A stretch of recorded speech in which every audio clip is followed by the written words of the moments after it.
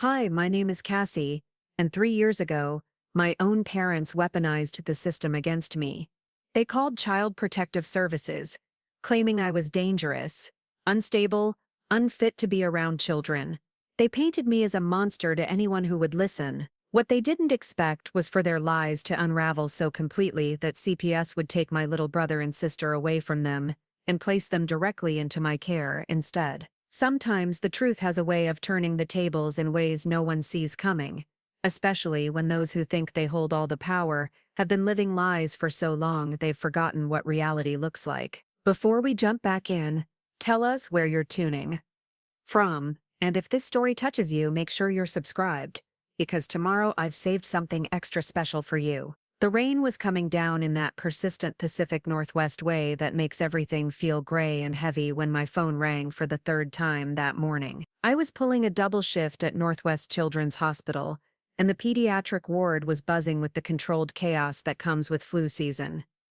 I loved my job as a pediatric nurse. There was something about helping scared kids feel safe, about being the calm voice in the middle of their medical storms, that made every exhausting hour worth it.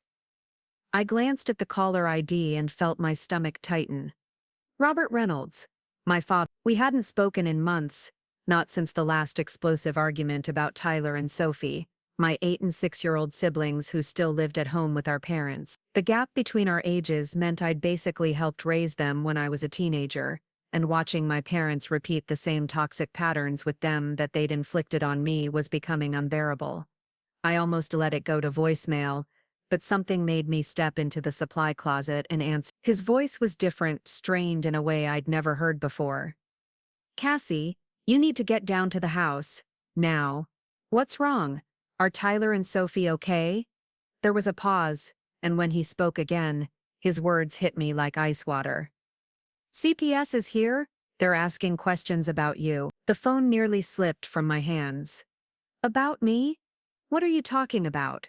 Just get here, and Cassie, bring a lawyer if you can. The line went dead, leaving me staring at my phone in complete bewilderment. Child Protective Services was at my parents' house asking about me. It made no sense. I worked with children for a living, I'd been cleared by extensive background checks, I'd never even had a parking ticket, let alone anything that would put me on CPS radar. I found my supervisor and explained I had a family emergency, my hands shaking as I gathered my things. The 20-minute drive from downtown Portland to my parents' suburban Beaverton home felt like it took hours, every worst-case scenario playing through my mind. Had something happened to Tyler or Sophie? Had someone made a complaint about me based on some misunderstanding? When I pulled into the familiar driveway, I saw the white sedan with government plates parked next to my dad's pickup truck.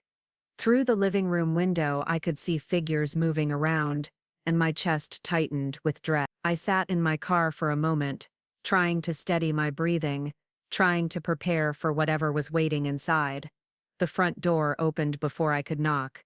My mother, Linda, stood there with red-rimmed eyes and a tissue clutched in her hand. She looked older than I remembered, more fragile, but there was something else in her expression that I couldn't quite identify.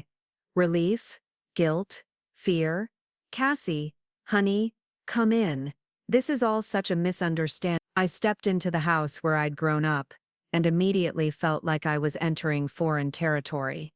2 women in professional attire were seated on our old brown couch, notepads in their laps. My father stood by the fireplace, his arms crossed, looking like he was preparing for battle, and huddled together on the love seat were Tyler and Sophie, looking small and scared and confused. The older of the 2 women stood when she saw me. She was probably in her 40s, with kind eyes behind wire-rimmed glasses and an air of calm authority that reminded me of the senior nurses I worked with. Ms. Reynolds? I'm Patricia Gomez with Child Protective Services, and this is my colleague, Sarah Kim. We need to speak with you about some serious allegations that have been made. I felt the floor seem to tilt beneath me. Allegations? What kind of allegations? Ms. Gomez glanced at my parents, then back at me. Perhaps we could speak privately. My father stepped forward, his voice sharp. No. Whatever you have to say can be said in front of all of us. This is our house. Something in his tone made my skin crawl. I'd heard that defensive anger before, usually right before he'd launch into one of his tirades about how everyone was against him, how the world didn't understand what he was dealing with. Ms. Gomez remained calm. Ms. Reynolds, I understand this is difficult, but we need to follow proper procedure. Ms. Reynolds, are you willing to answer some questions? I nodded, even though my mouth felt like it was filled with cotton. Of course, but I have no idea what this is about. We received a report yesterday, alleging that you've been physically and emotionally abusing your younger siblings. The report claims you've been using your position as their caretaker to harm them when your parents aren't around. The words hit me like a physical blow. I actually took a step backward, my hand going to my chest. That's insane. I would never hurt Tyler or Sophie. They're my family. I love them.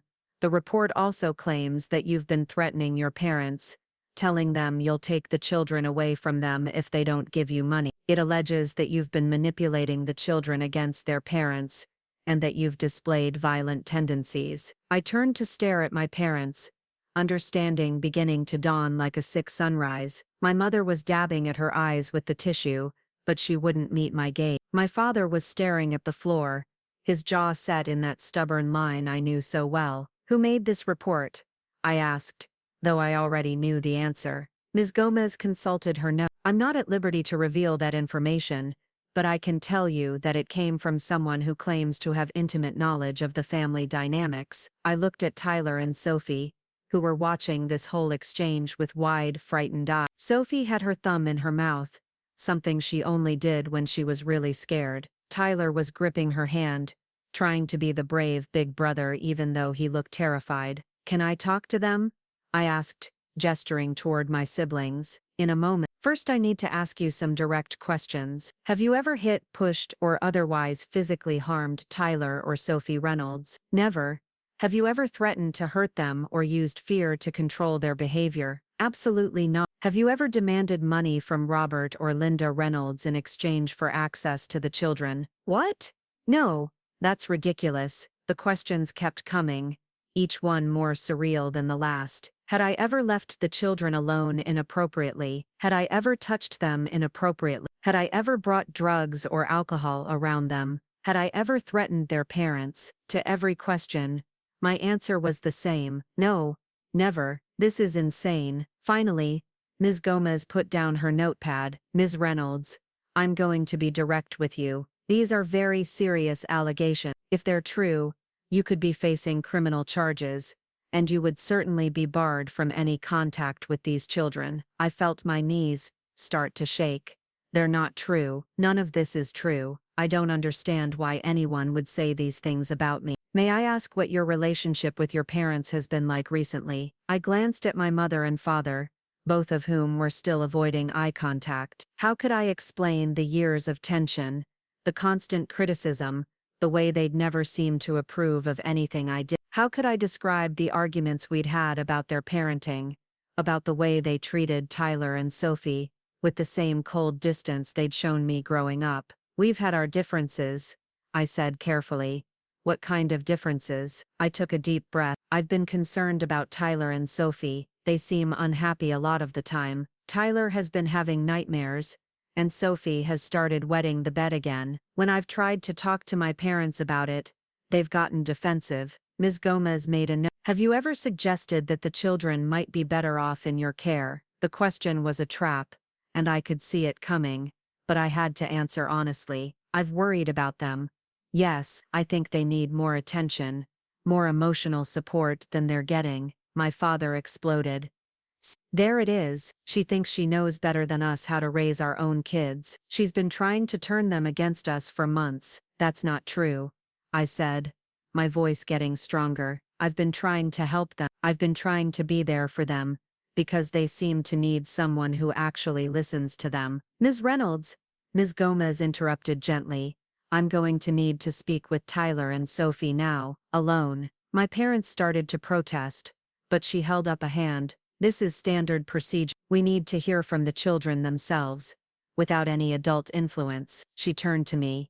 I'm also going to need you to step outside while we conduct these interviews. I wanted to argue, wanted to demand answers, wanted to shake my parents until they told me why they were doing this, but I could see Tyler and Sophie watching me, and I knew that staying calm was the most important thing I could do for them right now. Okay, I said, but can I just say something to them first? Ms. Gomez nodded. I knelt down in front of the love seat, bringing myself to eye level with my little brother and sister. Sophie immediately reached for me, and I took her small hands in mine. Hey guys, these nice ladies are going to ask you some questions. Okay, all you have to do is tell the truth. Just tell them exactly what happened, exactly how you feel. Can you do that for me? Tyler nodded solemnly. Are you in trouble, Cassie? The question broke my heart. I don't know, buddy. But whatever happens, I want you to know that I love you both so much, and I will always love you. Nothing is ever going to change that. Sophie's thumb was still in her mouth, but she managed to whisper, I love you too. I kissed both of their foreheads and stood up, my legs feeling unsteady. Miss Gomez guided me toward the front door, and I found myself standing on the porch where I'd spent countless summer evenings as a kid, trying to process what was happening to my life. The rain had stopped, but the air still felt heavy and oppressive. I sat down on the front steps and pulled out my phone, scrolling through my contacts until I found Jordan Parker, my best friend since nursing school. Jordan answered on the second ring. Hey, what's up? Aren't you supposed to be at work? Jordan, I need help. Something insane is happening, and I don't know what to do. I told her everything, my voice shaking as I recounted the allegations, the questions, the looks on Tyler and Sophie's faces. Jordan listened without interrupting, and when I finished, there was a long silence. Cassie, this sounds like your parents are trying to preemptively strike against you. You've been talking about being worried about the kids, right? About maybe trying to get them some help or counseling. Yeah, but I never said I wanted to take them away. I just thought they might benefit from talking to someone. Your parents probably saw that as a threat. They're getting ahead of it by making you look like the problem instead of them. The simplicity of it was breathtaking. Of course, my parents had always been masters at deflection, at making themselves the victims whenever anyone questioned their behavior. I'd just never imagined they'd go this far. What do I do? First, you get a lawyer. Second, you document every interaction, every conversation, every text message. And third, you trust that the truth will come out. You work with kids, Cassie. You have a clean record. You have references. You have a whole career built around protecting children. That has to count for something. I was about to respond when the front door opened behind me. Ms. Gomez stepped onto the porch, her expression unreadable. Ms. Reynolds, we need to talk. I stood up, my heart hammering. How are Tyler and Sophie? They're fine, but I have some follow-up questions for you. She gestured for me to sit back down, then took a seat beside me on the steps. Her proximity felt both comforting and terrifying. Ms. Reynolds, in your professional experience, what are some signs that a child might be experiencing neglect or abuse? The question caught me off guard. Well, there are physical signs. Of course, unexplained injuries, poor hygiene, signs of malnutrition, but there are emotional and behavioral signs too. Withdrawal, regression in development, excessive fear or compliance, age-inappropriate sexual knowledge or behavior. What about changes in sleep patterns, bedwetting, nightmares? My stomach dropped.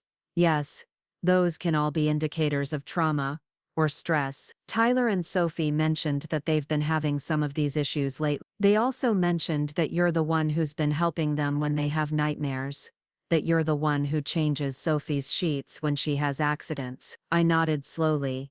My parents have always been heavy sleepers. The kids usually come to me when they're scared or upset. Where do you sleep when you stay over? On the couch in the living room. Sometimes Tyler or Sophie will come out and we'll watch cartoons until they feel better. Ms. Gomez made notes as I spoke. The children seem to have a very strong attachment to you. They speak about you with genuine affection and trust. I love them, I said simply. They're good kids. They just need someone to pay attention to them. Ms. Reynolds, I'm going to ask you something, and I need you to be completely honest with me. Do you believe Tyler and Sophie are safe in this home? The question hung in the air between us like a loaded weapon. I thought about Tyler's nightmares, about Sophie's regression, about the way my parents seemed to view the children as inconveniences, rather than people. I thought about the cold dinner conversations, the lack of physical affection, the way my mother would sigh dramatically whenever the kids needed something.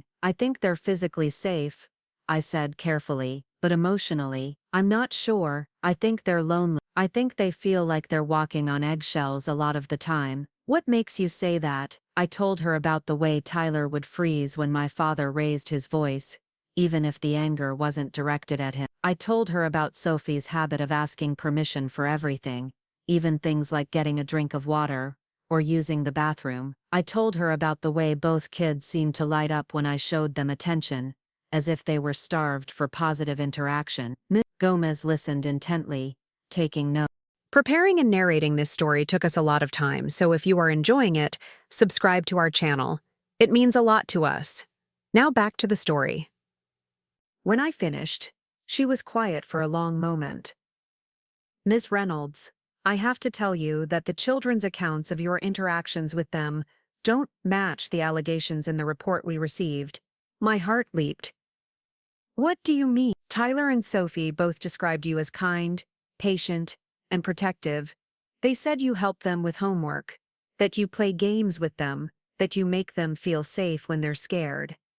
Neither of them reported any incidents of abuse or inappropriate behavior. I felt tears spring to my eyes. So you believe me? I believe them, she said simply. And their accounts raised some questions about the motivations behind the report that was filed. She stood up, brushing off her skirt. I'm going to need to conduct a more thorough investigation. This will involve interviews with other family members, friends, teachers, anyone who has regular contact with the children. I'll also need to visit your apartment and speak with your employer. Of course, whatever you need. In the meantime, I'm going to recommend that you limit your contact with Tyler and Sophie until this investigation is complete. I know that's difficult, but it's for everyone's protection. The words hit me like a punch to the gut. Not see Tyler and Sophie, not be there when they had nightmares or needed help with homework or just wanted someone to listen to them. For how long? Investigations typically take 30 to 60 days, depending on the complexity. 2 months. 2 months of not knowing if they were okay, not being able to protect them, not being able to reassure them that I wasn't abandoning them. I understand, I managed to say. Ms. Gomez handed me a business card. If you think of anything else that might be relevant, please call me. And Ms. Reynolds, get that lawyer. Even if you're innocent, you're going to need someone who understands how the system works. She went back inside, leaving me alone on the porch with my thoughts spinning out of control. How had my life gone from normal to nightmare in the span of a few hours? How had trying to protect Tyler and Sophie resulted in being accused of abusing them?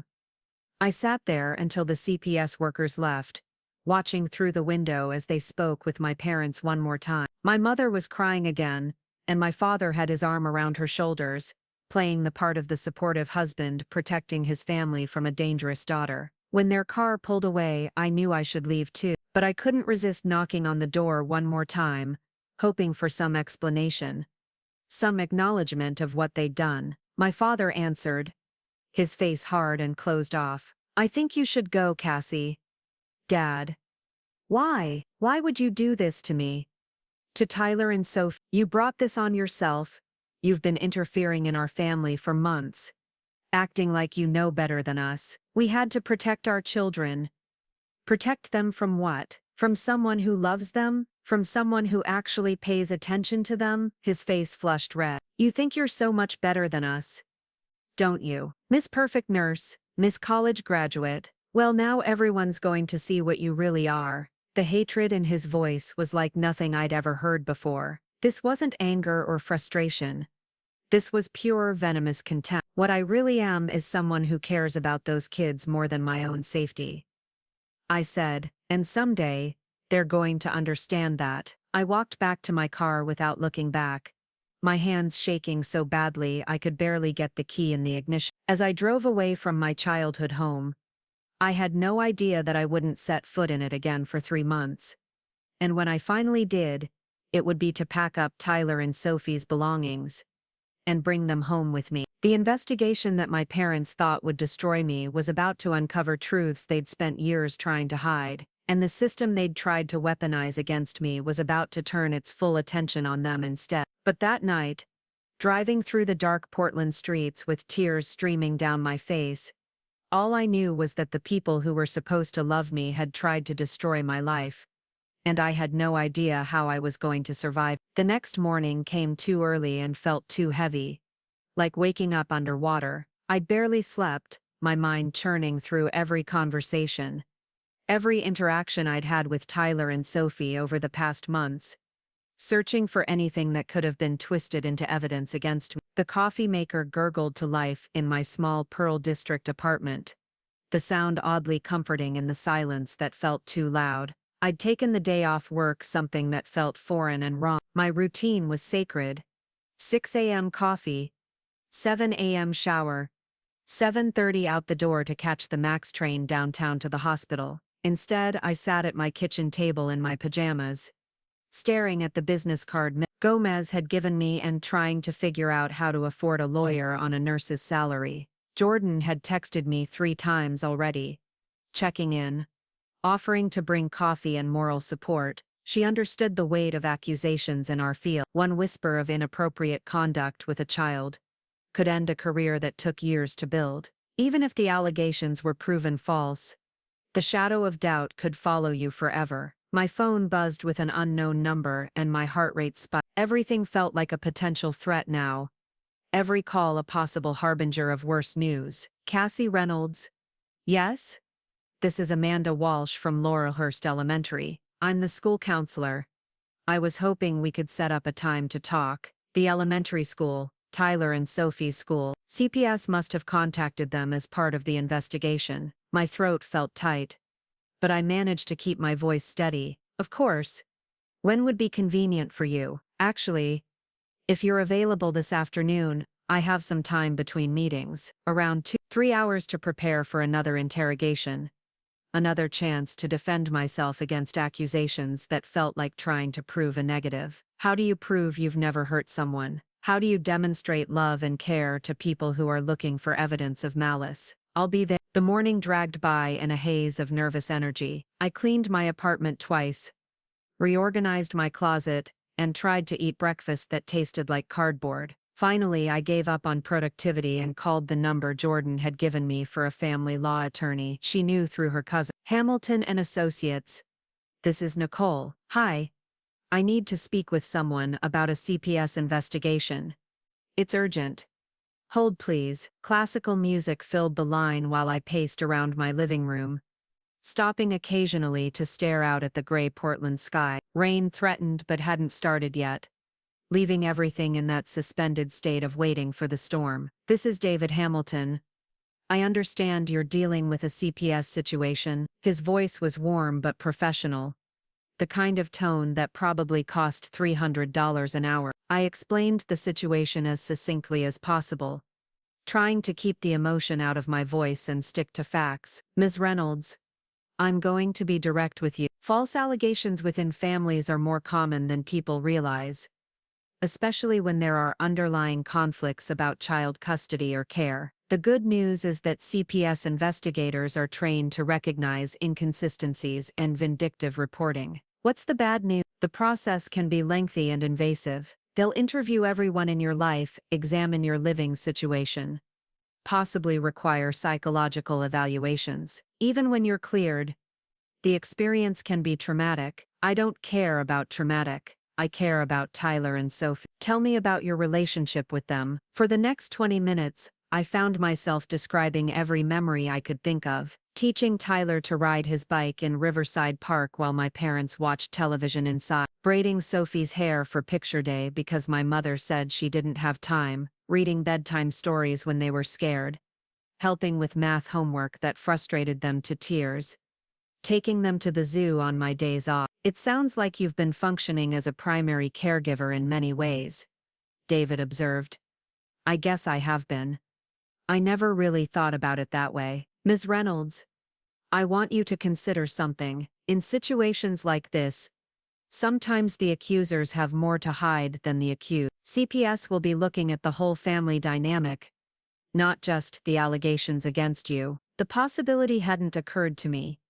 I'd been so focused on defending myself that I hadn't considered what a thorough investigation might reveal about my parents' parenting. What do you mean? Child welfare investigations are comprehensive. They'll look at the children's medical records, school performance, behavioral patterns. They'll interview teachers, neighbors, other family members. If there are problems in that home, they'll surf. We discussed his retainer fee, which made my stomach clench. But Jordan was right. I needed professional help navigating this system. After hanging up, I sat in my car outside the bank, staring at the withdrawal slip that represented a significant chunk of my savings. But Tyler and Sophie were worth every penny. Laurelhurst Elementary looked the same as always. A brick building surrounded by Douglas firs and the kind of playground equipment that prioritized safety over adventure. I'd been here dozens of times for school events, parent-teacher conferences that my parents usually skipped, and lunch visits when the kids needed extra support. Amanda Walsh met me in the main office, a woman in her 50s with kind eyes and the sort of calm demeanor that probably helped nervous children open up. She led me down the familiar hallway lined with colorful artwork and motivational posters. Thank you for coming in, Cassie. I hope you don't mind, but I wanted to speak with you before I submit my report to CPS. We settled into her small office, and she pulled out a thick folder that I recognized, Tyler and Sophie's files. I've been working with both children this year. She began carefully. Tyler was referred to me in October for what his teacher described as increased anxiety and difficulty concentrating. Sophie was referred in November for regression behaviors and social withdrawal. My heart sank. I didn't know they were having problems at school too. The concerning thing is that when I contacted your parents about these issues, they seemed dismissive. Your mother told me the children were probably just seeking attention, and your father suggested that Tyler needed to toughen up. The casual cruelty of it was so familiar, so exactly what I would have expected from them, that I felt a flash of recognition followed immediately by protective anger. What kind of problems were they having? Amanda consulted her notes.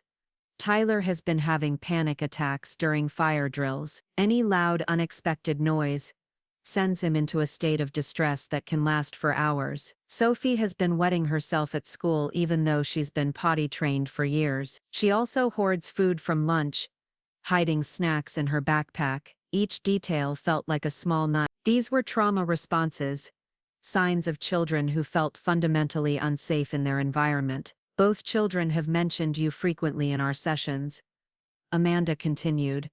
Tyler told me that you're the only one who helps him when he has nightmares. Sophie said you're the one who makes her feel better when she's scared. I try to be there for them when they need me. Cassie, in my professional opinion, based on months of observation and interaction with Tyler and Sophie, the idea that you would harm these children is not just unlikely, it's completely inconsistent with everything I've observed about your relationship with them. Relief flooded through me so intensely that I felt lightheaded. Thank you.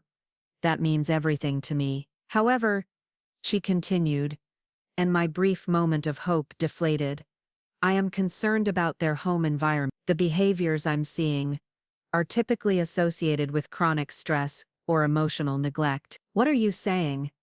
I'm saying that while I don't believe you've harmed these children, I do believe they're being harmed, and I think you know that too. The statement hung between us like a challenge. She was right, of course. I'd known for months that something was wrong, had seen the signs, had tried to address them in small ways without really confronting the larger issue. Their parents are my parents too, I said quietly. I know what it's like to grow up in that house.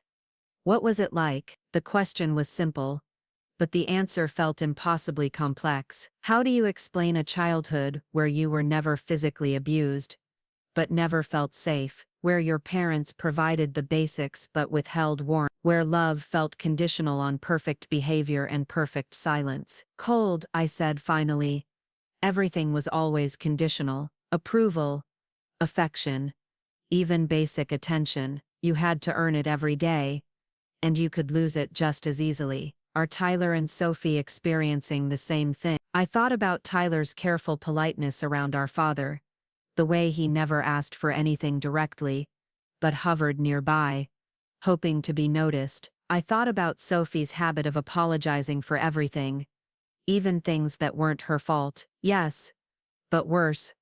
I think, at least when I was their age, I was an only child for a while. I got some attention, even if it wasn't the right kind. They have to compete with each other, and with my parents' complete disinterest in actually parenting. Amanda made notes while I spoke. Have you ever reported your concerns to anyone? I've tried talking to my parents directly. It always ends in arguments. They tell me I'm overstepping, that I don't understand, because I don't have children of my own. What about other family members, grandparents, aunts, uncle? I laughed, but there was no humor in it. My father's parents died when I was young. My mother's parents live in Florida and visit maybe once a year. There are some cousins, but we're not close. My parents have always kept the family pretty isolated. That isolation can be a red flag, Amanda said gently. Families who are struggling often cut themselves off from outside support or scrutiny. She leaned back in her chair,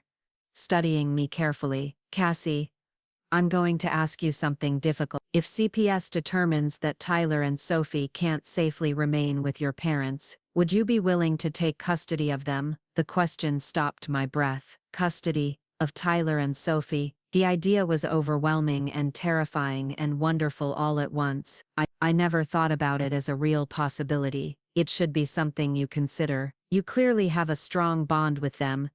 You have a stable job and living situation. And from everything I've observed, you're already functioning as their primary emotional caregiver. What would that mean? How would that work? There would be a lengthy evaluation process, home studies, background checks, interviews with references. You'd need to demonstrate that you can provide a stable, safe environment. But given your profession and your existing relationship with the children, you'd likely be considered a strong candidate for kinship placement. Kinship placement, the clinical term for what felt like the most important decision of my life. I need to think about it, of course, but don't think too long. CPS moves quickly when children's safety is at stake. I left the school with my head spinning, Amanda's words echoing in my mind. Take custody of Tyler and Sophie, become their guardian, their protector, their family in all the ways that mattered. The idea was both thrilling and terrifying. The drive home took me past Riverside Park, where Tyler had finally mastered riding his bike without training wheels just 2 months ago. I pulled into the parking lot and sat there watching other families enjoy the playground. A father pushing his daughter on the swings, both of them laughing, a mother helping her son navigate the monkey bars, offering encouragement with each successful grip. Was I capable of being that for Tyler and Sophie? Could I give them the stability and love they deserved? The practical concerns were daunting. My one-bedroom apartment was too small. I'd need childcare for when I worked night shifts. There would be school events, and doctor's appointments, and 1,000 small decisions that would shape their future. But then I thought about Tyler's face when I helped him with his homework, the way he lit up when someone actually listened to his ideas. I thought about Sophie's delighted giggles when I sang silly songs, or made up voices for her stuffed animal. I thought about how safe they seemed to feel when they curled up next to me during thunderstorms or scary movies. My phone rang, startling me out of my thoughts. Ms. Gomez, Ms. Reynolds, I wanted to update you on the investigation. We've completed the initial interviews with Tyler and Sophie's teachers and the school counselor. Okay. The picture that's emerging is very different from the allegations in the original report. Everyone we've spoken with describes you as a positive, caring presence in the children's lives. That's good news, right? It is. However, we've also uncovered some concerns about the home environment that we need to address. My pulse quickened. What kind of concerns? I'd prefer to discuss this in person. Are you available tomorrow morning? I'd like you to come to our offices. Of course. What time? 10 a.m. And Miss Reynolds? You might want to bring your attorney. The line went dead, leaving me staring at my phone and wondering if this was the beginning of my vindication or the start of something even more complicated. Tomorrow I would learn that CPS had discovered things about my parents that I'd suspected but never wanted to acknowledge. I would learn that sometimes the system works exactly as it's supposed to, even when it's used against you. But that afternoon, sitting in my car watching other people's families, I just felt scared and hopeful and completely unprepared for the ways my life was about to change. The evening stretched ahead of me, empty and anxious. I drove home slowly, taking the long way through neighborhoods where normal families were probably sitting down to dinner together, helping with homework, getting ready for bedtime routines that didn't involve nightmares or bedwetting, or the careful navigation of emotional landmines. Back in my apartment, I stood in my small living room and tried to imagine it full of children's voices, toys scattered across the floor, school backpacks dumped by the door. The image was both wonderful and overwhelming. I called Jordan, needing to hear a friendly voice. How did it go at the school? I told her about my conversation with Amanda, about the possibility of custody, about tomorrow's meeting with CPS. Cassie, that's huge. Are you ready for something like that? I don't know if anyone's ever ready to suddenly become a parent to two traumatized kids, but you love them, more than anything. Then you'll figure out the rest. You always do. We talked for another hour, Jordan helping me think through the practical considerations, apartment hunting, childcare options, how to manage work schedules around school pickup time. It was overwhelming, but talking through the details made it feel more real, more possible. After we hung up, I pulled out a notebook and started making lists, things I'd need to research, changes I'd need to make, people I'd need to call. The lists grew longer and more complex, but somehow the act of writing it all down made it feel manageable. At the top of a fresh page I wrote, "How to be the family Tyler and Sophie deserve." Then I started filling in the answers, one line at a time, one plan at a time, one hope at a time. The future was uncertain, but for the first time since this nightmare began, I felt like I might have some control over how it ended. Tomorrow would bring new challenges, new revelations, new decisions that would shape all of our lives. But tonight, I allowed myself to imagine a different kind of family dinner, one where children felt safe to be themselves, where questions were encouraged, where love wasn't something you had to earn, but something you could count on. It was a beautiful dream, and I fell asleep holding on to it, not knowing that in less than 24 hours, it would start becoming reality. The Multnomah County Department of Human Services building was an imposing concrete structure that seemed designed to make people feel small and powerless. I sat in my car in the parking lot, watching David Hamilton gather files from his briefcase, his movements calm and methodical in a way that I envied. My hands were shaking too badly to trust myself with coffee. "Remember," David said as we walked toward the entrance, "let me handle the legal questions. You're here to provide information and demonstrate your character. Stay calm, be honest, and don't volunteer information they don't ask for." The lobby smelled like industrial disinfectant and anxiety. Families sat on uncomfortable plastic chairs, some looking defiant, others defeated, all of them caught in a system that held enormous power over their lives. A mother clutched a toddler while filling out paperwork, her pen trembling. An older man argued quietly with a caseworker about visitation schedules. Ms. Gomez appeared at exactly 10 a.m., professional and composed as always. She led us through a maze of cubicles to a small conference room with fluorescent lighting that made everyone look slightly ill. "Thank you both for coming. I'll be direct about why I asked you here." She opened a thick file folder and spread several documents across the table. "Our investigation has uncovered some significant concerns about Tyler and Sophie's home environment." My heart started pounding so hard I was sure everyone could hear it. "What kind of concerns?" David asked. "We've interviewed the children's teachers, their pediatrician, neighbors, and several other family members. We've also conducted unannounced home visits. The picture that's emerging is troubling." She pulled out a medical report. "Tyler has been to the emergency room 4 times in the past year. Twice for what were described as accidents that resulted in bruising, once for a concussion after allegedly falling downstairs, and once for severe dehydration." I felt sick.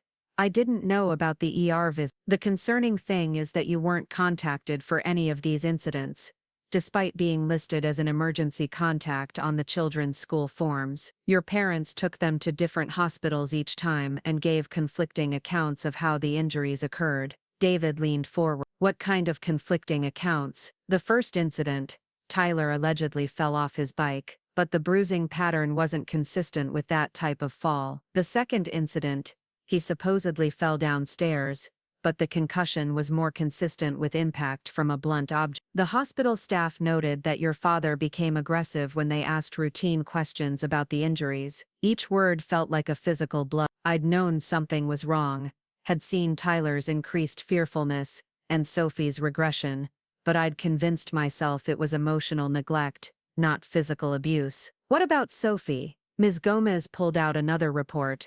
Sophie has lost 12 pounds in the past 6 months. Her pediatrician noted signs of chronic stress and recommended counseling, but your parents never followed up. She's also shown significant developmental regression, including the bedwetting and thumb-sucking you've observed. There's more, she continued, pulling out photographs. During our home visit, we found concerning conditions. The children's bedroom had no working heat, despite the rest of the house being warm. There was very little food in the house, and what food there was consisted mainly of processed meals and snacks. The children had no age-appropriate toys or books in their room. I stared at the photographs, recognizing Tyler and Sophie's small bedroom, but seeing it through new eyes. The bare walls, the single thin blanket on each bed, the complete absence of anything that would make a child feel valued or loved. We also interviewed the children extensively, Ms. Gomez said gently. Tyler disclosed that your father has been increasingly angry and physical when the children make noise or ask for things. Sophie said she often goes to bed hungry because there's no food for kids in the house. The room seemed to spin around me. I gripped the edge of the table trying to process what I was hearing.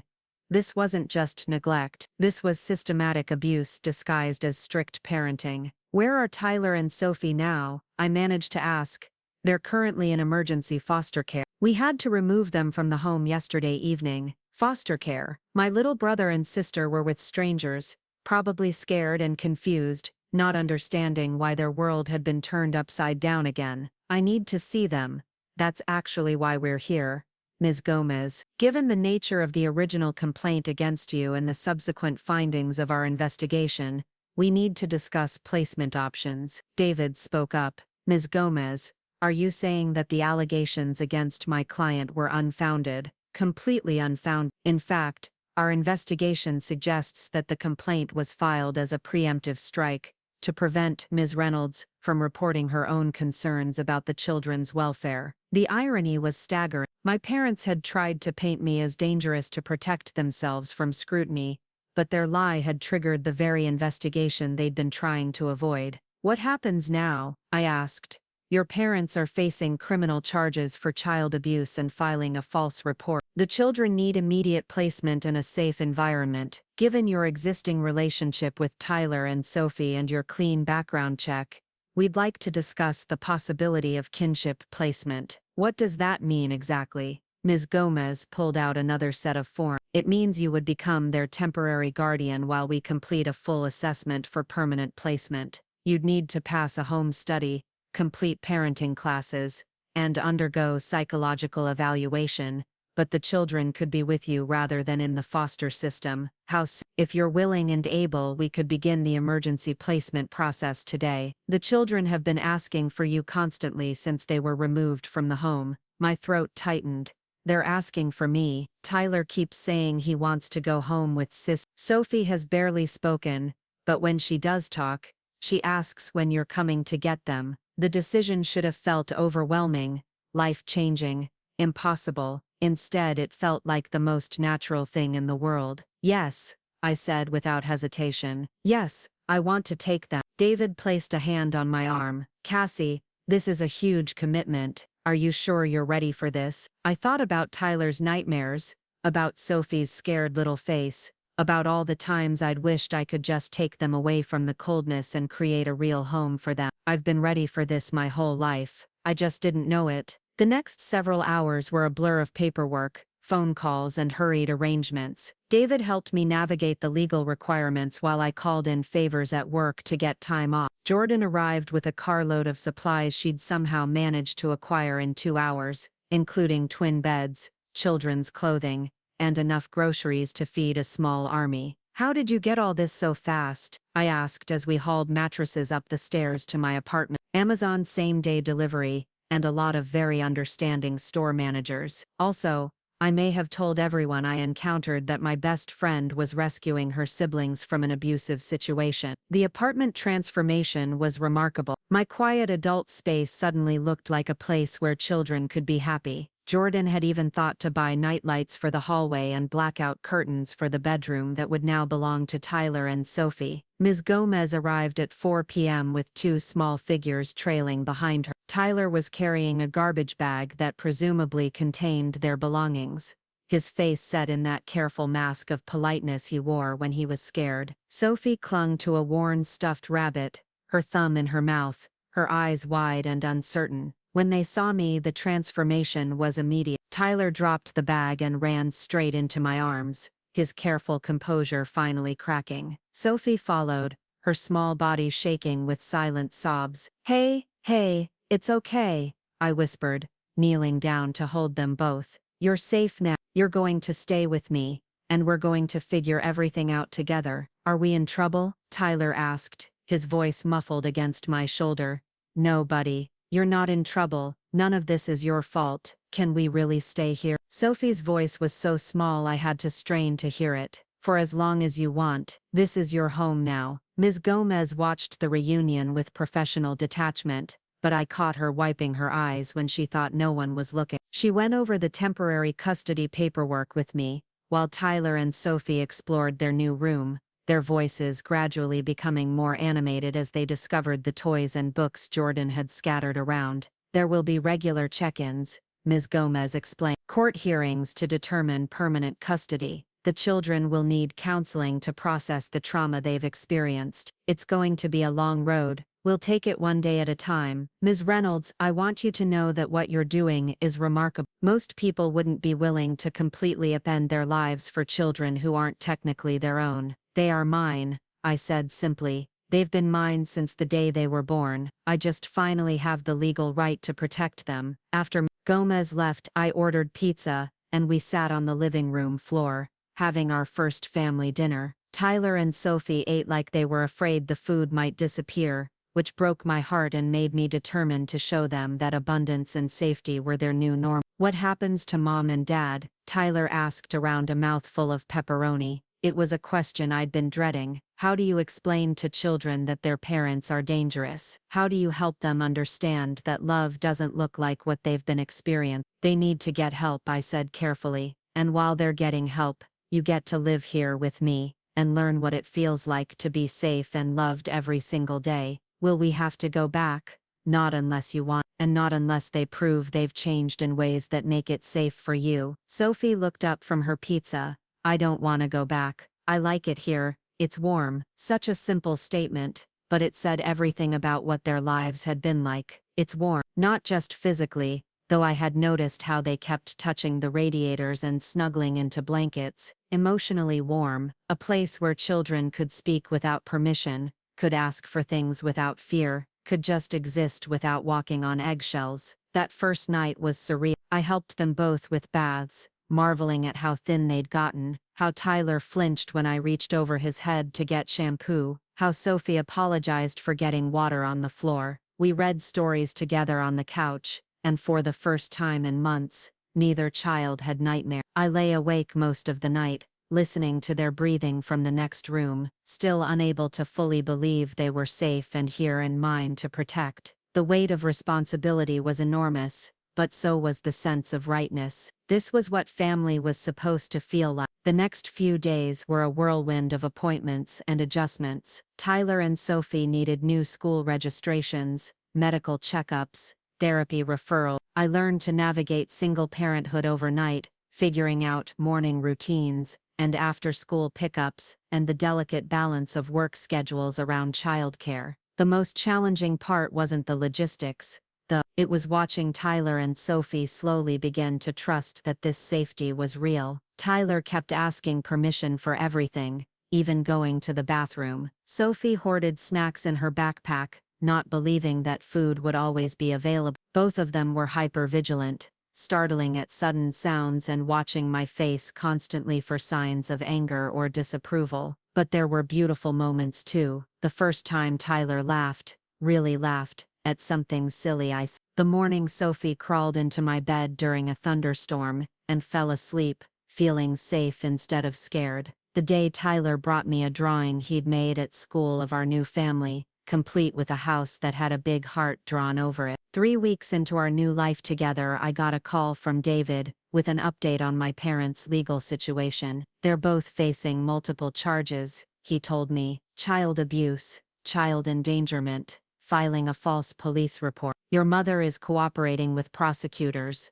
but your father is maintaining his innocence. What does that mean for Tyler and Sophie? The court is moving toward terminating parental rights. Given the evidence, and the children's clear preference to remain with you, permanent custody is looking very likely. Permanent custody. The phrase should have felt overwhelming, but instead it felt like coming home. There is one thing, David continued. Your parents' attorney has requested a supervised visitation hearing. They want to see the children. My protective instincts flared immediately. Absolutely not. Cassie, I understand your feelings, but the court has to consider their parental rights, even in a case like this. The good news is that any visitation would be heavily supervised and could be terminated immediately if the children show distress. I thought about Tyler and Sophie, who were finally sleeping through the night, finally eating without fear, finally acting like the children they were supposed to be. The idea of exposing them to my parents again, even under supervision, felt like cruelty. Do I have any say in? You'll have a chance to present your objections to the court, so will the children's therapists, and Tyler and Sophie will have their own court-appointed advocate, who will argue for their best interest. That evening, I sat both children down and tried to explain what might happen in terms they could understand. You remember how I told you that Mom and Dad need to get help? They not. Well, part of getting help means they want to see you again, to apologize and show that they're learning to be better parents. Tyler's face went pale. Do we have to? You don't have to do anything you don't want to do. No one is going to take you away from me. We're a family now, and families stick together. But even as I said the words, I felt a chill of uncertainty. The legal system was unpredictable, and parental rights were taken seriously, even when parents had failed so completely. There were still battles ahead, still chances for my parents to manipulate the system one more time. That night, after Tyler and Sophie were asleep, I stood in their doorway watching them breathe, listening to the ordinary sounds of children who felt safe enough to sleep deeply. They were growing, filling out, laughing, more every day. Tyler had made friends at his new school. Sophie had stopped apologizing for everything. Whatever battles lay ahead, whatever my parents might try to do to regain control, I was ready. These children had been failed by the system once, abandoned by the people who should have protected them most. It wasn't going to happen again. I was no longer just their sister. I was their guardian, their advocate, their safe harbor in a world that had been anything but safe. And I would fight with everything I had to make sure they never had to go back to the cold, hungry, frightening place that had passed for home. The war wasn't over yet, but for the first time since this all began, I knew we were going to win. The family courthouse felt different when you were walking in as someone with something to lose rather than someone trying to prove their innocence. I held Tyler's hand on one side and Sophie's on the other, as we climbed the marble steps, their small fingers gripping mine with the kind of desperation that made my chest ache. They'd been living with me for 6 weeks now, and the transformation had been remarkable, but today threatened to undo all of that progress. Remember what we talked about, I said quietly, as we approached the metal detectors. You don't have to say anything you don't want to say. You don't have to do anything that makes you uncomfortable. I'll be right there the whole time. Tyler nodded solemnly, but I could see the fear creeping back into his posture, the careful tension that used to define his every movement. Sophie hadn't spoken much this morning, reverting to the thumb-sucking and silence that had characterized her first few days with me. David met us in the lobby, looking every inch the professional advocate in his navy suit and confident demeanor. With him was a woman I hadn't met before, someone younger with kind eyes and a gentle smile that she directed immediately toward the children. "Tyler, Sophie, this is Miss Martinez. She's going to be your voice in court today. Her job is to make sure the judge knows exactly what you want and what's best for you." Carmen Martinez knelt down to the children's level, her approach practiced but genuine. "Hi guys, I know today feels scary, but I want you to know that I'm only here for you, not for the grown-ups, just for you. My job is to listen to what you need and make sure everyone else listens too." She had a small bag with her, and from it she pulled out two small objects, a smooth worry stone for Tyler and a tiny stuffed penguin for Sophie. "These are yours to keep. If you get scared or nervous, you can hold them and remember that there are people fighting to keep you safe." The courtroom was smaller than I'd expected, less dramatic than the legal dramas on television, but somehow more intimidating in its institutional coldness. Tyler and Sophie sat between Carmen and me in the front row, their legs swinging nervously from chairs that were too big for them. My parents entered through a side door with their attorney, a sharp-faced woman in an expensive suit, who looked like she specialized in making bad people appear sympathetic. I hadn't seen Robert and Linda in almost 2 months, and the sight of them hit me like a physical shock. They looked older, smaller somehow, but there was still that familiar defiance in my father's posture, that victim-like fragility in my mother's carefully composed expression. Linda's eyes found Tyler and Sophie immediately, and I watched as her face crumpled into what I was sure was a performance of maternal grief. Robert's gaze was harder, more calculating,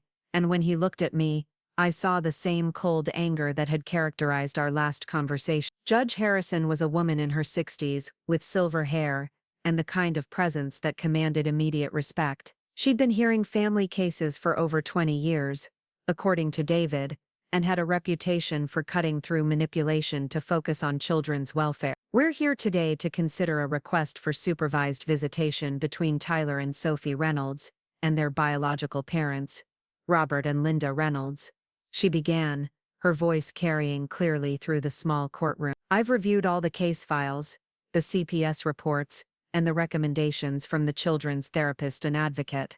She looked directly at Tyler and Sophie. "Tyler, Sophie, I know this might feel confusing or scary. You don't have to say anything you don't want to say, but if you do want to tell me how you're feeling, I'm here to listen." Tyler looked up at me and I nodded encouragingly. His voice was small but clear when he spoke. "I don't want to see them, Your Honor. They were mean to us, and I like living with Cassie. She makes us feel safe." Sophie didn't speak, but she pressed closer to my side and shook her head vigorously when the judge asked if she wanted to visit with her parents. The children's therapist testified next. Dr. Rebecca Chen, who had been working with both kids twice a week, explained the trauma responses she'd observed and the progress they'd made since being placed with me. Both children exhibited classic signs of chronic stress and emotional abuse when they first came to see me. She said, "Hypervigilance, regression behaviors, food hoarding, sleep disturbances." Tyler was having panic attacks multiple times per week. Sophie had selective mutism and severe anxiety, and their progress since placement with Ms. Reynolds. Remarkable, Tyler hasn't had a panic attack in 3 weeks. Sophie is speaking freely and appropriately for her age. Both children have gained weight, their sleep patterns have normalized, and they're exhibiting age-appropriate social behaviors. Most importantly, they've developed a secure attachment with Ms. Reynolds that's providing them with the emotional safety they never had before. The parents' attorney stood to cross-examine, her approach predictably aggressive. "Dr. Chen, isn't it true that you've only been working with these children for 6 weeks? Isn't that a very short time to make such definitive assessments about their psychological state? 6 weeks is actually quite significant when working with children who have experienced trauma. Their rapid improvement suggests that their previous environment was causing ongoing psychological harm. But couldn't their initial distress have been caused by the trauma of being removed from their home, rather than by their parents' alleged behavior?" Dr. Chen's response was calm but firm. "Children who are traumatized by removal from loving homes typically show different behavioral patterns. They grieve, they ask to go home, they idealize their absent parents. Tyler and Sophie have shown none of those behaviors. Instead, they've shown relief, gratitude, and a strong desire to never return to their previous living situation. When it was time for my parents' attorney to present their case, I felt my stomach clench with familiar dread. This woman was good, and she was about to try to reframe 2 months of documented abuse as a misunderstanding perpetrated by an interfering older sister. Your Honor, my clients are loving parents who made mistakes under extreme stress. Linda Reynolds has been struggling with depression, and Robert Reynolds has been dealing with unemployment and financial pressures. They admit that they weren't perfect parents, but they love their children and want the chance to rebuild their relationship. She painted a picture of a family torn apart by economic hardship and mental health struggles, conveniently omitting the pattern of abuse, the false CPS reports, the systematic neglect that had nearly destroyed 2 young lives. Ms. Reynolds has been interfering in this family's dynamics for months, she continued, gesturing toward me. She has no children of her own, no training in child psychology, and no understanding of the complexities of parenting under stress. She has essentially kidnapped these children using the state system as her weapon. The accusation was so outrageous, so perfectly calculated to shift blame, that I felt my hands start to shake with anger. David placed a steadying hand on my arm, reminding me to stay calm. When it was David's turn to respond, he stood with the kind of quiet authority that filled the courtroom. Your Honor, the evidence in this case is overwhelming and undeniable. These children were being systematically abused and neglected by their biological parents. They were underweight, injured, traumatized, and living in conditions that no child should endure. The fact that they have thrived so completely in Miss Reynolds' care demonstrates not interference, but rescue. He presented the medical records, the photographs from the home visits, the school reports documenting Tyler and Sophie's decline while living with their parents and their remarkable recovery since being placed with me. The petitioners would have this court believe that poverty and mental health struggles excuse child abuse. They do not. Plenty of families face economic hardship without harming their children. Reynolds herself grew up in this same household and chose to break the cycle of dysfunction rather than perpetuate it. When Judge Harrison asked to speak with Tyler and Sophie privately, my heart nearly stopped. They looked so small walking with the court clerk to the judge's chambers, Tyler's hand protective on Sophie's shoulder. Carmen went with them, but I felt helpless watching them disappear through that door. They were gone for 20 minutes. 20 minutes that felt like hours, during which I imagined every possible scenario. What if the judge thought they were too young to make their own decisions? What if my parents' attorney had planted enough doubt about my motives? What if the system failed them again? When they returned, Tyler's jaw was set with determination, and Sophie was holding tight to her little penguin. They sat down beside me and Tyler immediately reached for my hand. Judge Harrison took several minutes to review her notes before speaking, and when she did, her voice carried the weight of absolute authority. I have been hearing family cases for over 2 decades, and I have rarely seen such clear evidence of the difference between harmful and healing environments for children. Tyler and Sophie have made their wishes abundantly clear. They do not want contact with their biological parent. They want to remain with Miss Reynolds, who has provided them with safety, stability, and genuine care. My heart started to pound as she continued.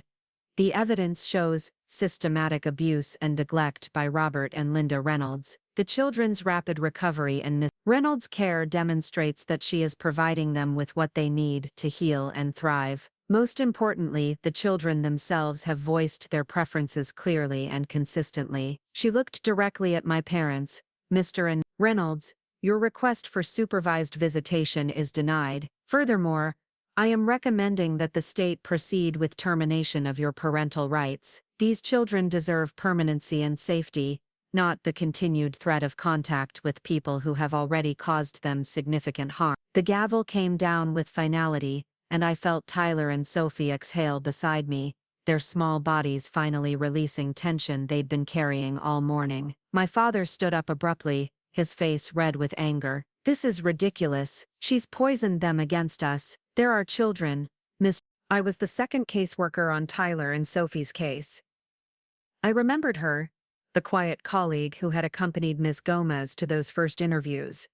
I hope you don't mind me approaching you like this, but I wanted to tell you something. Your case, what you did for those kids, it changed how I approach my work. Seeing how they thrived with you reminded me why I got into child welfare in the first place. Thank you, I said, touched by her honesty. That means a lot. I see a lot of kids who don't get happy endings. It gives me hope to know that Tyler and Sophie are out there somewhere, safe and loved and getting to be kids. After she walked away, I stood in the library surrounded by the quiet bustle of families choosing books together, feeling overwhelmed by gratitude, not just for my own family, but for all the people who worked within a flawed system to protect vulnerable children.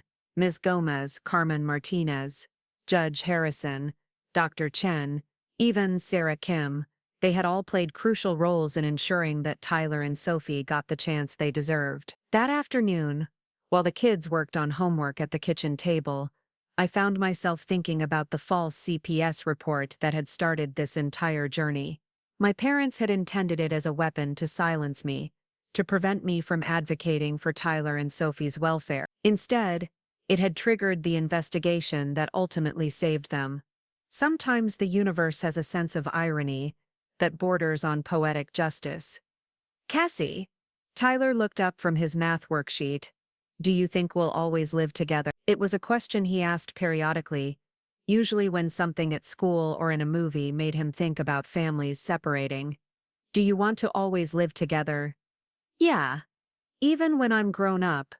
I want to live close by so I can still see you and Sophie all the time. Then that's what we'll do. Families don't have to live in the same house to stay close. But yes, buddy, we're going to be family forever. Sophie looked up from her coloring book. Even when you're old and wrinkly, especially when I'm old and wrinkly, you'll probably have to help me remember where I put my glasses. They both giggled at the image, and I felt that familiar surge of protective love that still sometimes took my breath away. These children who had been through so much, who had survived neglect and abuse and the trauma of being removed from the only home they'd known, were now able to imagine a future filled with ordinary moments and silly conversation. Evening brought our usual bedtime routine, one we'd developed organically in those first weeks and had refined over time. Baths, pajamas, teeth brushing with minimal supervision needed anymore. Then stories, sometimes read aloud, sometimes made up collaboratively, always ending with individual conversations about the day's highlights and any worries that needed addressing. Cassie. Sophie's voice was sleepy but content as I tucked her blankets around her. I'm glad we came to live with you.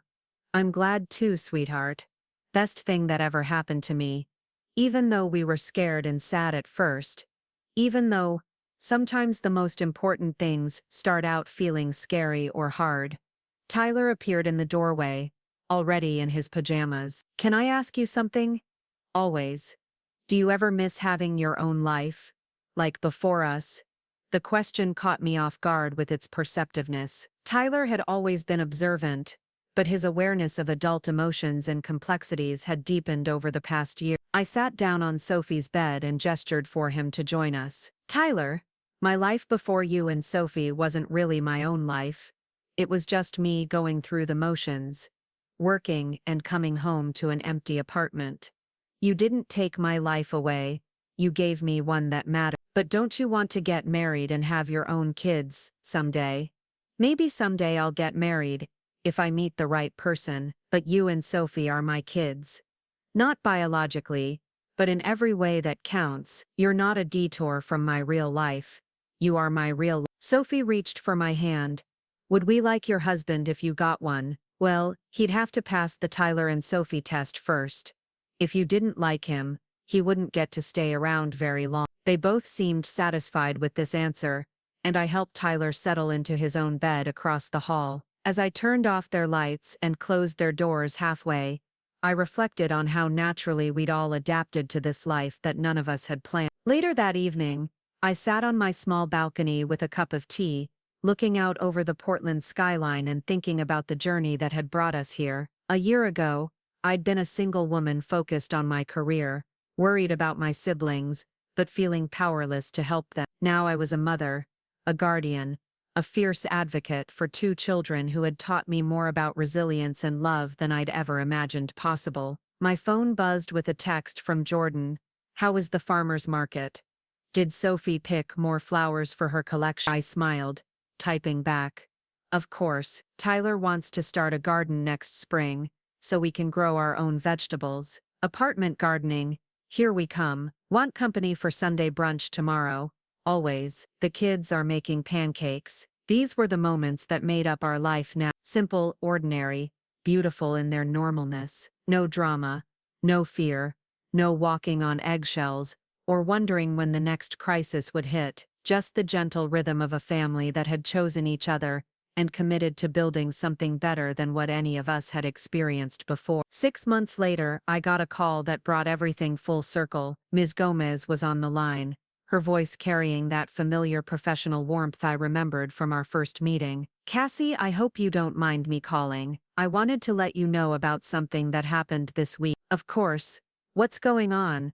We received a complaint about a family situation that sounded very similar to what Tyler and Sophie experienced. Two children showing signs of neglect and emotional abuse. Parents who seemed more concerned with maintaining appearances than addressing their kids' needs. My chest tightened with protective concern for children I'd never met. The mother mentioned during our interview that she'd heard about your case, about how you took custody of your siblings. She said it made her realize that she needed to ask for help before things got worse. What happened? She's agreed to enter a family preservation program, counseling, parenting classes, regular check-ins. The children are staying in the home but with extensive support services. It's not always possible, but sometimes stories like yours help people understand that there are alternatives to letting bad situations continue. After we hung up, I sat quietly in my kitchen, thinking about the ripple effects of choosing to fight for what's right. Tyler and Sophie's rescue had been about more than just our family. It had been a reminder that children deserve protection, that love isn't supposed to hurt, that systems exist to help when families fail. Tyler bounded into the kitchen, home from soccer practice with grass stains on his uniform, and that particular glow that comes from physical activity and friendship. Guess what? Coach says I might be ready for the travel team next year. That's fantastic, buddy. Are you excited? Yeah, but I told him I'd need to check with you first. Travel team means weekend tournaments sometimes. Even in his excitement, he was thinking about our family unit, checking to make sure his opportunities didn't disrupt the stability we'd built together. It was a level of consideration that spoke to how deeply he valued what we had. We'll make it work, I assured him. That's what families do. We support each other's dreams. Sophie appeared from her room carrying a book about marine biology, a new interest that had developed from her penguin fascination. Cassie, did you know that penguin parents take turns keeping their eggs warm? They share the job so both parents can go find food. I didn't know that. That sounds like good teamwork. Like us, we all help take care of each other. Such a simple observation, but it captured everything we'd learned about what family could be. Not a hierarchy where children existed to serve adult needs, but a partnership where everyone contributed according to their abilities and everyone's well-being mattered. That evening, as I was reviewing some case files for work, Tyler appeared beside my desk with a serious expression. Cassie, I've been thinking about our old parents. I set down my papers, giving him my full attention. We'd had conversations about Robert and Linda periodically, usually triggered by something at school or a question from a friend about their family situation. What about them? Do you think they ever think about us? I don't know, buddy. What do you think? I think maybe they do, but I think they probably tell themselves we're better off without them, so they don't have to feel bad about what they did. His emotional intelligence never ceased to amaze me. At 9 years old, he was capable of insights that some adults never reached. How does that make you feel? Kind of sad for them, I guess, but not sad for us. We got you instead, and that's way better, even though it was scary and hard at first. Besides, if we'd stayed with them, we never would have learned what a real family feels like. Later that night, after both kids were asleep, I found myself looking through the photo albums we'd been building together. Pictures from our first trip to the zoo, where Sophie had spent an hour watching the penguins, and Tyler had been fascinated by the reptile house. Halloween costumes we'd made together, Tyler as a detective and Sophie as a penguin, natural. Christmas morning with Grandpa Joe and Maria, the tree surrounded by presents and the room filled with laughter. The early photos showed the progression clearly. In the first few weeks, Tyler and Sophie looked stiff and uncertain even in happy moments, as if they were waiting for permission to feel joy. But gradually their smiles became more natural, their postures more relaxed, their eyes brighter and more trusting. The latest pictures showed children who took happiness for granted in the best possible way, kids who expected to be heard when they spoke, who assumed their needs would be met, who knew without question that they were loved exactly as they were. On a rainy Tuesday evening in November, almost 18 months after that first CPS visit, I was making dinner when the phone rang. The caller ID showed a number I didn't recognize with an Arizona area code, and something made my stomach clench with unease. I almost didn't answer, but curiosity won out. "Hello? Cassie? It's Linda." My mother's voice, thinner and older sounding than I remembered, but unmistakably her. Tyler and Sophie were in the living room doing homework, close enough to hear if I raised my voice, so I kept my tone carefully neutral. "What do you want? I know you probably don't want to hear from me. I know we have no right to ask anything of you after what we did." "You're right, you don't. I just wanted you to know that we're getting help. Real help. Your father is in counseling, and I'm in therapy, and we're both attending parenting classes even though it's too late for us to be parents to Tyler and Sophie."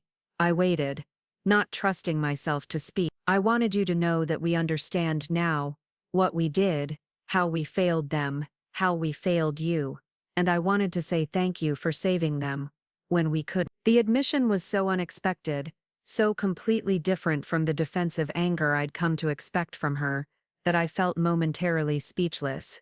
"Why are you telling me this?" "Because they deserve to know that their biological parents finally understand what we lost. And because you deserve to know that what you did was the most important thing anyone could have done for them." There was a long pause, filled with rain against the windows, and the soft sounds of Tyler and Sophie working on their homework. "I don't expect forgiveness," Linda continued. "I don't expect anything. I just needed you to know that we finally see the truth." After she hung up, I stood in my kitchen holding the phone and feeling strangely hollow. Part of me had wanted this acknowledgement for so long, had craved some recognition that I'd been right to worry, right to fight for Tyler and Sophie's welfare. But now that it had come, it felt almost irrelevant. Tyler appeared at my elbow, looking concerned. "Who was that? You look weird." "That was Linda, your birth mother." His expression immediately became guarded, that careful mask I hadn't seen in months, slipping back into place. "What did she want?" "To tell us that she and Robert are getting help, and to say that she's glad you're safe with me." Tyler considered this for a moment, then shrugged with the kind of emotional wisdom that still amazed me.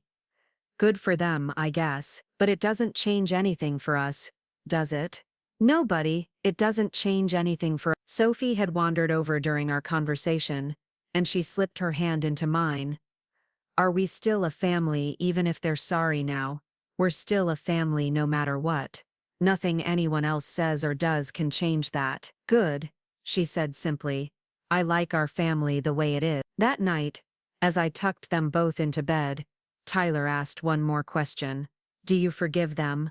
I thought about it honestly. I think I'm learning to let go of being angry at them. Not because they deserve forgiveness, but because holding on to anger hurts me more than it hurts them. But forgiveness is different from trust, and it doesn't mean pretending that what they did was okay. "I don't think I forgive them yet," Tyler said thoughtfully, "but I don't hate them anymore either. Mostly I just feel sorry for them, because they missed out on getting to really know us." 2 years after the adoption was finalized, we moved to a larger apartment with 3 bedrooms and a small yard where Tyler could practice his now impressive soccer skills and Sophie could tend the garden she'd insisted on planting. The moving day was chaotic and exhausting and wonderful, filled with friends helping carry boxes and neighbors bringing welcome gifts and Tyler and Sophie excitedly planning how to arrange their new room. That evening, as we sat surrounded by moving boxes eating pizza off paper plates, Sophie made an announcement. "I want to be a social worker when I grow up, like Ms. Martinez, but for kids who need new families. That's a beautiful goal, sweetheart. What made you think of that? I want to help scared kids find their real families. Like you found us. Tyler nodded approvingly. I want to be a detective, but not for solving mysteries in books, for finding missing kids and bringing them home safe. Looking at these two children who had survived so much and emerged with such generous hearts, I felt overwhelmed with pride and hope for the future. They hadn't been broken by their experiences. Instead, they'd been shaped into people who understood suffering and wanted to prevent it for others. Those are both amazing dreams, I told them, and I know you'll make them happen, because you understand better than most people how important it is to protect children and help families heal. Later that night, as I unpacked boxes in my new bedroom, I found the small jewelry box that held the only memento I'd kept from my childhood, a simple silver locket that had belonged to my grandmother, the one person in my family who had shown me what unconditional love looked like. I opened it to reveal the tiny photo inside, my grandmother holding me as a baby, both of us looking peaceful and content. She died when I was 12, but her influence had shaped everything about how I approached parenting.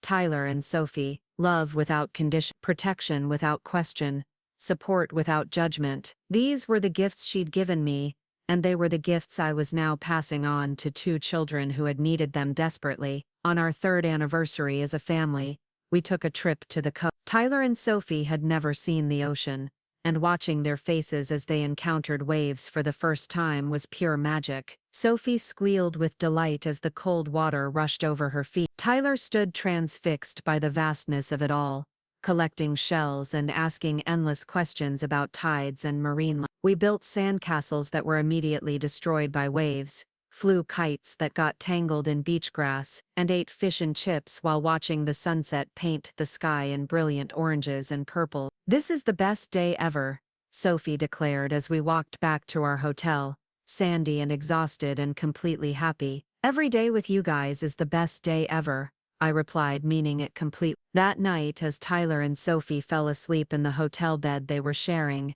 I stood on the small balcony listening to the sound of waves and thinking about how far we'd all come. 3 years ago I'd been a single woman worried about siblings I felt powerless to help. Now I was a mother to two thriving children who were growing into remarkable human beings. The journey hadn't been easy.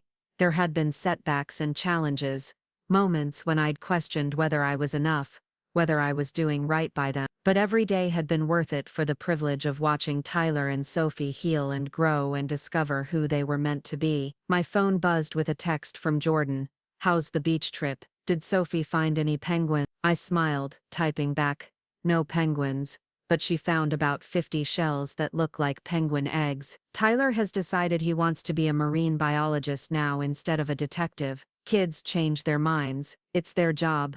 Love you guys. Love you too. See you Sunday for pancake. These were the moments that made up our life now. Simple, beautiful, ordinary in the best possible way. A family built not on biology but on choice, commitment, and the fierce determination to create something better than what any of us had known before. As I fell asleep to the sound of ocean waves and my children's peaceful breathing, I thought about the false CPS report that had started our journey. My parents had intended it as a weapon to destroy me. Instead, it had become the catalyst for the most important work of my life, proving that love isn't about who gives birth to you, but about who chooses to show up, day after day, with patience and protection and unwavering commitment to your well-being. Tyler and Sophie had taught me that families aren't just born, they're built, and sometimes the most beautiful families are the ones that choose each other against all odds, and create something stronger than what came before. Up next, you've got two more standout stories right on your screen. If this one hit the mark,